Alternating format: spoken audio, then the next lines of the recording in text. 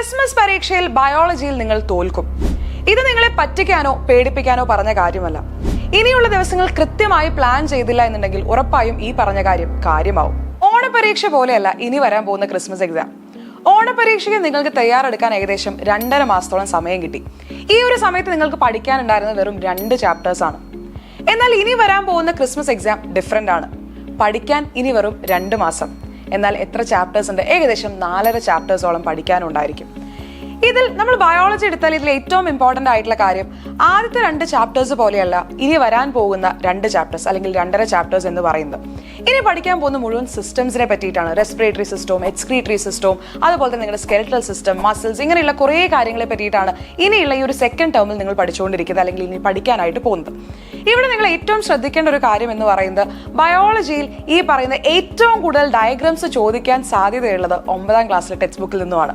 അതിൽ തന്നെ കൃത്യമായിട്ട് പറഞ്ഞു കഴിഞ്ഞാൽ നമ്മൾ ഇപ്പോൾ പഠിച്ചുകൊണ്ടിരിക്കുന്ന 3rd ചാപ്റ്ററും അതുപോലെ തന്നെ ഇനി പഠിക്കാൻ പോകുന്ന 4th ചാപ്റ്ററിലുമാണ് ഏറ്റവും കൂടുതൽ ഡയഗ്രാംസ് ഉണ്ടായിരിക്കാം. അതുകൊണ്ട് തന്നെ 1 മാർക്ക് തൊട്ട് 4 മാർക്ക് വരെ ഡയഗ്രാം ബേസ്ഡ് ആയിട്ടുള്ള ക്വസ്റ്റ്യൻസ് നമുക്ക് എക്സ്പെക്ട് ചെയ്യാൻ പറ്റും. ഇനി ജനറലി ഉള്ള ഒരു ക്വസ്റ്റ്യൻ പേപ്പറിന്റെ പാറ്റേൺ നമ്മൾ നോക്കിക്കഴിഞ്ഞാൽ ഒരു ഡയഗ്രാം നിങ്ങൾ വളരെ കൃത്യമായിട്ട് പഠിച്ചിട്ടില്ല, വരച്ച് പഠിച്ചിട്ടില്ല, കൃത്യമായിട്ട് ലേബൽ ചെയ്ത് പഠിച്ചിട്ടില്ല എന്നുണ്ടെങ്കിൽ നിങ്ങൾക്ക് മാർക്ക് പോകാൻ വളരെ എളുപ്പമാണ്. നമ്മൾ ഏതൊരു ക്വസ്റ്റ്യൻ ഇപ്പോൾ ലേറ്റസ്റ്റ് ആയി വന്നിട്ടുള്ള ക്വസ്റ്റ്യൻ പേപ്പറിന്റെ പാറ്റേൺസ് നമ്മൾ നോക്കിക്കഴിഞ്ഞാൽ അത്രയും മൈന്യൂട്ട് ആയിട്ടുള്ള പാർട്സ് വരെ ലേബിൾ ചെയ്യാൻ അല്ലെങ്കിൽ തെറ്റായി കൊടുത്ത ലേബലിംഗ് കറക്റ്റ് ചെയ്യാനുള്ള രീതിയിലുള്ള ക്വസ്റ്റ്യൻസ് ചോദിക്കും. അപ്പോൾ അത്രയും കെയർഫുൾ ആയിട്ട് തന്നെ നിങ്ങൾ ഈ പറയുന്ന ഡയഗ്രാംസ് ഒക്കെ തന്നെ വരച്ച് തന്നെ പഠിക്കുക, കൂടെ ലേബിൾ ചെയ്യാനും മറക്കരുത്. ഇനി ഇതിൽ വേറൊരു കാര്യം കൂടിയുണ്ട്. ഓണപരീക്ഷ വരെ നിങ്ങൾക്ക് കിട്ടിയ 2.5 മാസം പോലെയല്ല ഇനി അങ്ങോട്ടുള്ള 2 മാസം. അപ്പോൾ നിങ്ങൾ വിചാരിക്കും അതിൽ എന്താണ് ഇപ്പോൾ വലിയ വ്യത്യാസം? അത് ഞാൻ പറയാം. ഓണപരീക്ഷയുടെ സമയത്തിന് മുമ്പായിട്ട് നിങ്ങൾക്ക് കിട്ടിയ 2.5 മാസം എന്ന് പറയുന്നതും കൃത്യമായിട്ട് നിങ്ങൾക്ക് പഠിക്കാനായി തന്നെ ഉപയോഗിക്കാമായിരുന്നു. എന്നാൽ ഇനി വരുന്ന 2 മാസങ്ങളിൽ നിങ്ങളുടെ സ്കൂളിൽ ഒരുപാട് രീതിയിലുള്ള പ്രോഗ്രാമുകളും കാര്യങ്ങളും നടക്കുന്നുണ്ടായിരിക്കും. എസ്പെഷ്യലി സ്കൂൾ കലോത്സവങ്ങളും ഉപജില്ലാ കലോത്സവങ്ങളും അതുപോലെ തന്നെ നമ്മൾ നേരത്തെ പറഞ്ഞ സ്പോർട്സും സയൻസ് ഫെയർ ഇങ്ങനെയുള്ള എല്ലാ കാര്യങ്ങളും നടക്കുന്നത് കൊണ്ട് തന്നെ നിങ്ങൾ പഠിത്തത്തിൽ നിന്നും ഡിസ്ട്രാക്റ്റഡ് ആവാനുള്ള സാധ്യത വളരെ കൂടുതലാണ്. തീർച്ചയായിട്ടും നിങ്ങൾ ഈ പ്രോഗ്രാംസിലെല്ലാം തന്നെ പാർട്ടിസിപ്പേറ്റ് ചെയ്യണം. എന്നാൽ ഇതിനോടൊപ്പം പഠിത്തത്തിലെ ശ്രദ്ധ പോവാതിരിക്കാനും നമ്മൾ ശ്രദ്ധിക്കേണ്ടതായിട്ടുണ്ട്. അതുകൊണ്ട് തന്നെ കൃത്യമായിട്ടൊരു പ്ലാൻ നിങ്ങൾ ഷെഡ്യൂൾ ചെയ്ത് എങ്ങനെ പഠിക്കണം, ഓരോ ദിവസവും എത്ര നേരം പഠിക്കണം, ഇങ്ങനെയുള്ള എല്ലാ കാര്യങ്ങളും നിങ്ങൾ ഇപ്പോൾ തന്നെ ഒന്ന് റെഡിയാക്കി സെറ്റാക്കി വെക്കുക.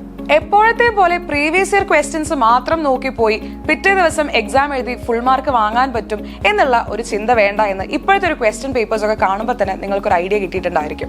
അതുകൊണ്ട് തന്നെ നമ്മൾ എങ്ങനെ പഠിക്കണം, ഏത് രീതിയിൽ പഠിക്കണം, എന്തൊക്കെ പഠിക്കണം എന്നുള്ളത് ആദ്യമേ ഒന്ന് പ്ലാൻ ചെയ്ത് വെച്ചാൽ ഉറപ്പായിട്ടും നിങ്ങൾക്ക് A+ തന്നെ എത്താനായി സാധിക്കും. അപ്പോൾ ഞാൻ ആദ്യം പറഞ്ഞ പോലെ ഈ വരുന്ന ക്രിസ്മസ് എക്സാമിന് തോൽക്കാതിരിക്കാൻ, മറിച്ച് A+ അല്ലെങ്കിൽ ഫുൾ മാർക്ക് തന്നെ നേടാൻ എന്താണ് ചെയ്യുക എന്ന് ആലോചിച്ച് ടെൻഷനൊന്നും അടിക്കേണ്ട. റേസിന്റെ ഹോൾ ടീം ഇവിടെ റെഡിയാണ്. നിങ്ങൾ ആകെ ചെയ്യേണ്ട കാര്യം കൃത്യമായിട്ട് ലൈവുകൾ അറ്റൻഡ് ചെയ്യുക, നമ്മൾ അപ്ലോഡ് ചെയ്യുന്ന എല്ലാ കോണ്ടന്റ് വീഡിയോസും കൃത്യമായിട്ട് കാണുക എന്നുള്ളതാണ്.